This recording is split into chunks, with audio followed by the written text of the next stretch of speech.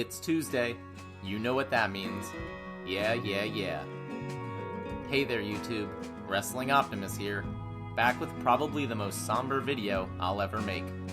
As you've probably heard, pro wrestler Jon Huber, formerly known as Luke Harper in WWE and also known as Mr. Brodie Lee in AEW, passed away over the weekend due to an undisclosed lung condition. He leaves behind a wife, Amanda, and 2 sons. This news has rocked the wrestling community because of how universally loved Jon was. From what I can see, no one has a bad thing to say about the man. He was a monster in the ring, but an incredibly kind human being outside of it. Most notably, he was a loving father whose oldest son, Brodie, clearly adored and admired his giant, indestructible dad. But I'll leave the personal stories to friends and family that knew him best. Instead, I'd like to briefly tell you how I got back into wrestling in 2016. My roommate at the time was a big WWE fan and left some episodes of Raw on the DVR.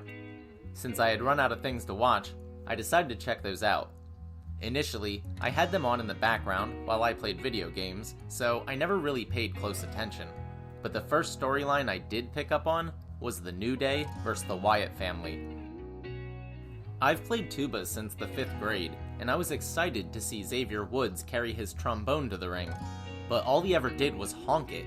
I began to suspect that he didn't actually know how to play, and that pissed me off. So these baby faces had serious heat with me.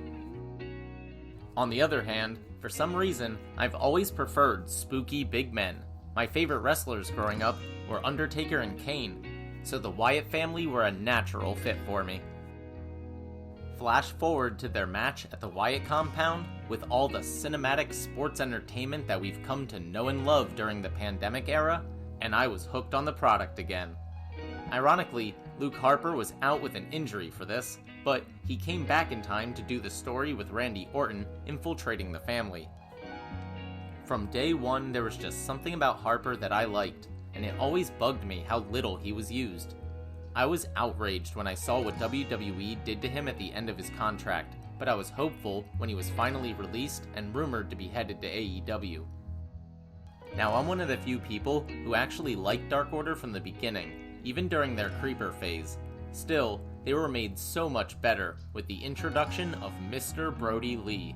They single-handedly got me into being the elite and fueled my love for all things AEW, and for that, I'll always be eternally grateful. However, rather than wallowing in sadness over his passing, I'm choosing to remember all the great memories that he's left us with. And although Tony Khan has already planned an incredible tribute episode of Dynamite for this Wednesday, I'd like to try honoring Jon Huber in my own way by fantasy booking the Dark Order. I hope you enjoy. Remember that the Dark Order helped pick up Hangman Adam Page when he was at his absolute lowest, having just lost his shot at the World Heavyweight Championship to future champion and his former best friend, Kenny Omega. Still, thus far, Hangman has rebuked their attempts at recruiting him, all while readily accepting their emotional support. So, at New Year's Smash, lean into everything.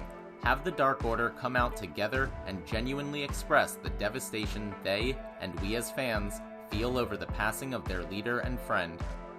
No script, drop kayfabe, and let this be real. Then, have Hangman return the favor and save them in their darkest hour, emotionally speaking, just like how they saved him in his darkest hour. He becomes the new leader of Dark Order, and in doing so, finally finds the purpose to his career that he's been searching for. Now, armed with Page's leadership and the motivation of honoring Mr. Brodie Lee, the group's first ever champion, Dark Order go on a tear. Evil Uno and Stu Grayson win the tag team titles, Anna Jay wins the women's title, John Silver wins the TNT title, and then it happens.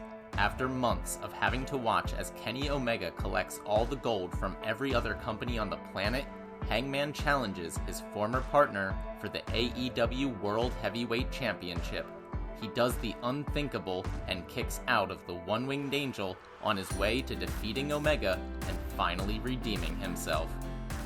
Bonus: Instead of winning with the buckshot lariat, Hangman wins by hitting Brodie Lee's discus clothesline. The entire group comes out after the match and celebrates together in the ring, holding up their respective championships. They pose with all the gold held high as a picture of the Exalted One appears on the Tron. Fade to black. Anyway, I hope you liked my small tribute to a great wrestler and an even better person.